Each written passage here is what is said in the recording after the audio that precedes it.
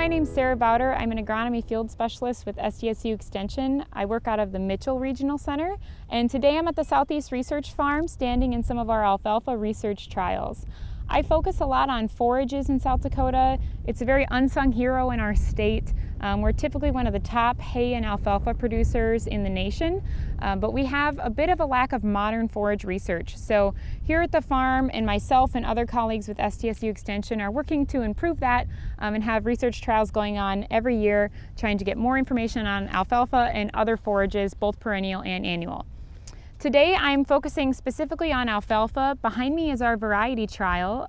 Every 3 years we run a variety trial and we take in commercial varieties of all kinds, run them against each other. We cut them 3 to 4 times depending on the year, and we turn out the information to the public at the end of each year in our progress report. So do tune in for those. We try to keep one trial going at all times. So this is our newest trial, and this will be running for a couple more years. Other new research that we have going on at the farm includes some information that we're seeking on inoculum and seeding rates in alfalfa. So the use of inoculum is fairly common in South Dakota, but we wanted to have some more modern information that's local to our state on how useful is inoculum. Basically, inoculum is a live rhizobia bacteria. And so one of the most important things that gets overlooked when we inoculate our legume crops is that we need to store that inoculum properly in a cool, dry place, preferably dark. So direct sunlight can kill that bacteria because it's live. So keeping it in a refrigerator or in a very cool, dry place is the best way to store it. Many people purchase pre-inoculated seed now. That's most common, and that's great. But keep in mind that if your seed is pre-inoculated, you need to store it as if it was a bag of inoculum in the coolest, driest place possible. And I would suggest picking up the seed right before you plant so that you don't have to store it for long and keep it out of the sun for a long period of time. Inoculum is important to legumes because they fix nitrogen from the air. Legume plants can be lazy if we put commercial fertilizers or nitrogen on them, and so that's why inoculums are so important. They naturally help that plant. The N-fixing bacteria help produce nitrogen using the carbohydrates from the plant.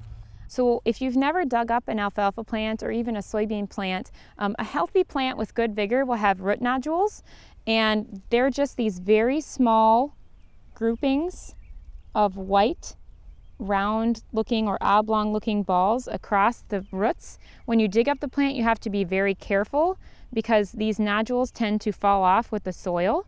Because our soil is dry here, it was a little easier to find some. But you'll find them attached to the root hairs on healthy plants. And if you split them open, these are small and it's very hard to see.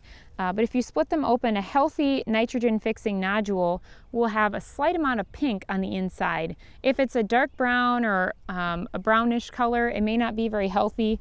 But if you split it open and it's red to pink or somewhere in that realm, that plant is fixing nitrogen. This is a relatively young stand and it's quite dry here, so our nodules are very small and it's hard to see that coloration.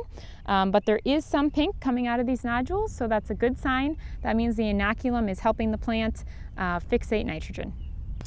So alfalfa, if you're planting alfalfa or any legume in a place where there hasn't been a legume crop for the last couple of years, technically 3 is the recommendation, but I would say 1 to 2. It's cheap insurance to inoculate. Inoculum is not very expensive, and so we typically recommend that you use it. However, we do have a trial going on at the farm here just looking at how useful is it, and we just put in different seeding rates, and then we used inoculated versus not inoculated plots.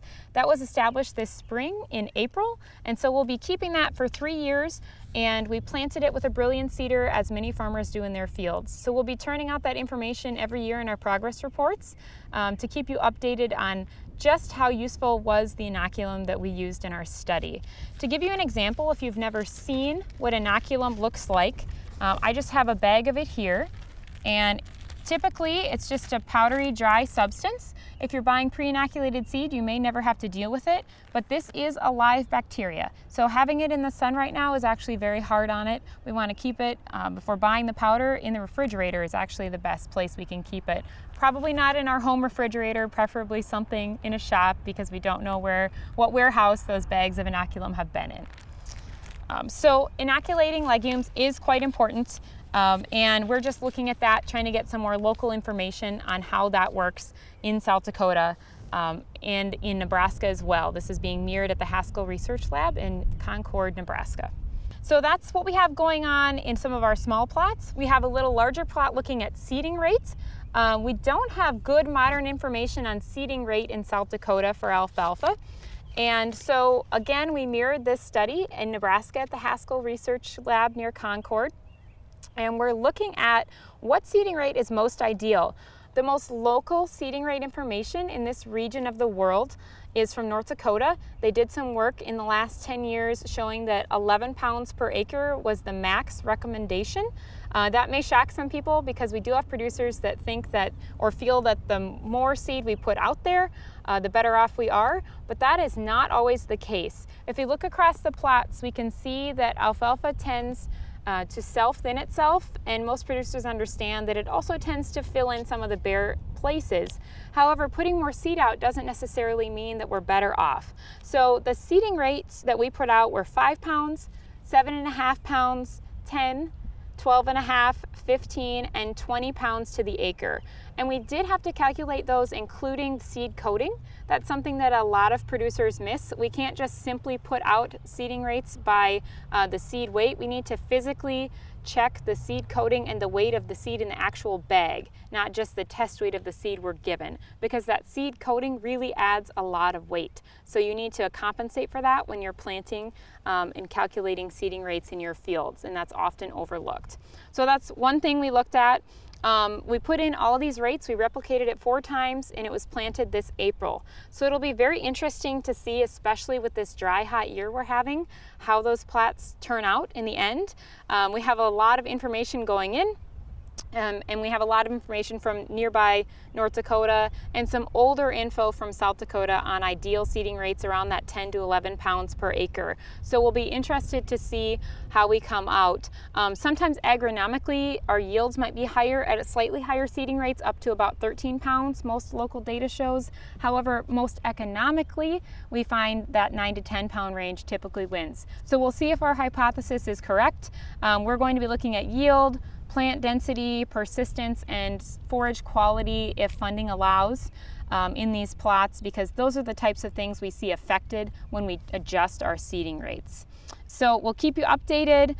Just keep in mind that economics are key here. It's not always about how much yield we can get, but how well we can turn around our profits on our crops and be sustainable in doing that. So we'll be looking at this project for 3 years as well.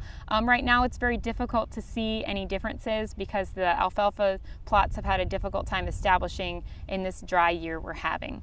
Lastly, some more interesting research that we have going on here is some abuscular mycorrhizae fungi research. I am a part of a multi-state grant, and I'm working with professors from North Dakota to look at how colonizations of something called AMF, or abuscular mycorrhizal fungi, can affect alfalfa plants. They typically help with our fertilizer availability and uptake with alfalfa, specifically P and K. And they're also an interesting part of just having a sustainable cropping system, and they can help multiple crops in your rotation. So we want this AMF colonization to occur in our fields, and there's an association between the crop roots and that acquisition of fertilizer, of P and K specifically, and other nutrients. They really help crop resiliency. So that's what we're looking at in this study. Less tillage typically helps with those colonizations, and better soil health practices and rotations. We'll be looking at this for 2 years, and this information will help us better understand these AMF populations, as the understanding of the biological process in our soils is just becoming more and more aware in our realm and in our field, and there's a lot of information to be learned about these populations and other soil health related bacteria and biological happenings in the soil.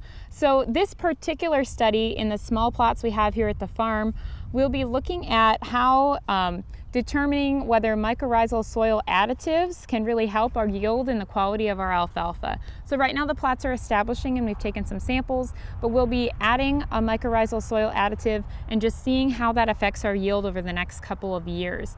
These additives are already used in vegetable and organic production, so we'll be using pre-existing additives, and we'll just see if they affect alfalfa, or if not, or if there's interest in perhaps some new additives that are geared more towards alfalfa and other crops.